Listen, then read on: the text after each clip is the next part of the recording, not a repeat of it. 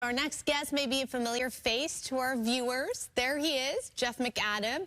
He was a reporter here on Good Day Land Fox 11 a few years ago. We were just talking about that. Five years ago. Already. Oh my gosh, there you Look are. at you. Okay, we love Jeff. He's incredible, and our hearts were broken when 6 months ago we saw that he was diagnosed with what's described as a 1 in a million kind of cancer.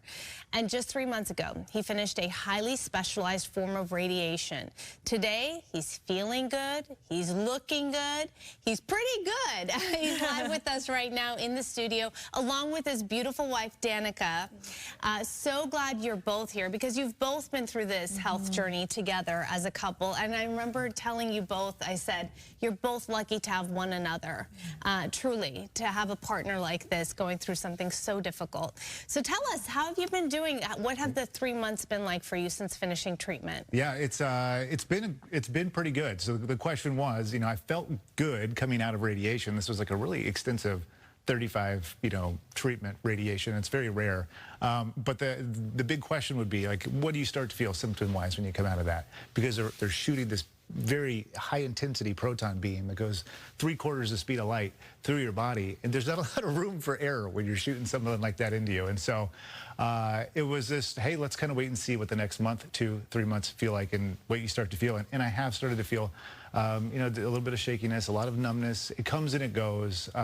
So there's so few of me out there where they'll feel over time whether this is something that goes away or is here to stay. But overall good. Just smaller symptoms, which is what you expect. First, explain this type of cancer, how you actually were diagnosed with it. What were some of the symptoms that you felt when it first started? So, 37, 38 years old, relatively healthy, started getting some neck pains, felt like maybe it was a pinched nerve, so I went to go see my primary care doctor, and they said, what happens when you do this? And they, pushed on my neck, and I felt a lot of relief. And so they said, good chance that it's just a pinched nerve. You're right. Go get a massage and walk it off. You're a dad who's, got two young babies. You're probably just experiencing the wear and tear on your body. And so I did that. I kind of put my own care off to the side and just powered through it. And it wasn't until... Like getting crazy numbness, too. Like, he would be asleep at night and be like, my whole arm is numb again. And this has been going on for a few years. So it had been something that's been, like, progressing and getting worse. And finally, he went to the ER and got the CT scan, and that's where they saw... You need somebody to keep you in check. She goes, go to the doctor. Go to the doctor. I'm like, I'm fine. It's a pinched nerve, and it wasn't. So I'm glad I listened. Oh my gosh, that is just so wild. And you made the decision to have the surgery, which is really a risk you took, because they said, hey, you know what? You could be paralyzed, but you're like, we're gonna just do it and see what happens. Thank God that went okay. Yep. I mean, it was a lot of research that even went into that. I can't even imagine people with fewer resources how they come to a conclusion that they can feel good about. But ultimately, yeah, we decided additional surgery was not the way to go for me. And we're showing this process, and you brought this with you. Tell us what this is. And for someone who's claustrophobic like myself, this is my biggest fear. This is what you wouldn't have done well. It's pretty. It's worse than an MRI, getting an MRI. And you've probably heard people describe getting MRIs. And he had multiple MRIs at the hospital. But this was for his radiation treatment. So it has to be very precise, and it fits very snugly to his face, like perfectly, and it sucks on there really tight.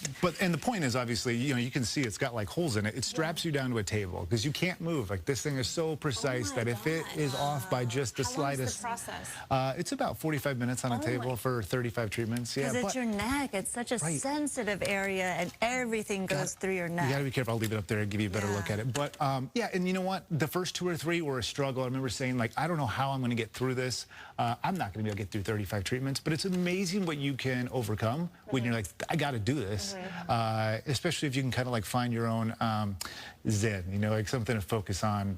Having a 2- and 3-year-old, that was it for me. And they let you play music over the intercom too. So you had playlist bumping. Andy Grammer, Jason Mraz, all the upbeat, positive stuff for me, and so it worked out well. Talking about purpose, both of you with such a beautiful purpose. Your 2 little kids. Obviously, what a focal point to make sure that your family was just intact as well through all this. How was that? I think the mentality is key. I think staying positive, it's not an understatement. You have to stay positive. I mean, they're so cute. There were Christmas videos with Landon and Goldine. Staying positive, but also trying not to be naive about it either. I think that was the struggle for me, is like, I'm just like, we're gonna get through this. We're gonna get the surgery done, and then we're gonna explore radiation treatments. We're gonna travel the country finding the best radiation treatment possible for Jeff. But also part of me was like, don't forget that like this is very serious. Like, we might get through all the treatment, and even once we're done with treatment, there's still this prognosis that's kind of unknown because there's so few people with this type of cancer. So the research was pretty limited, but prognosis looks like, hopefully, we're getting his first scans actually next week. So that's exciting. So we'll know kind of if the treatment worked. You know, it's supposed to lock that remaining tumor that was inoperable, the other part of it, in place.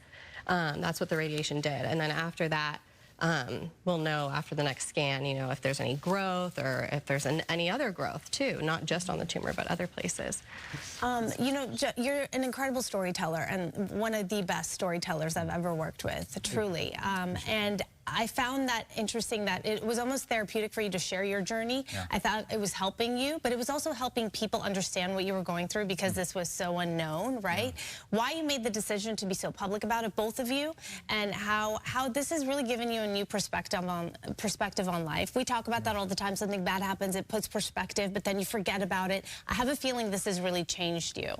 Definitely. Yeah, you want to take it first? I think, well, sure, that we chose to chronicle this in this way where we were very outspoken about it because, for one thing, there's just such a wonderful network of family and friends all over the country who wanted to know what was going on, and we didn't want people to feel left out of the journey and what we were experiencing. And it was just it's how we communicate. You know, we're both former journalists and reporters, and we both enjoy like just expressing ourselves that way. And so it was kind of natural to do it that way and chronicle this journey. But then there was a little bit more to it than that. We were also trying to kind of create a path for other people who might have trouble finding the right resources. And we've actually had people reach out in just the last, 2 or 3 months. Either they're going through chordoma or they have a family member that's going through chordoma. And there's, again, it's so rare. It's 1 in a million. You don't know who to turn to.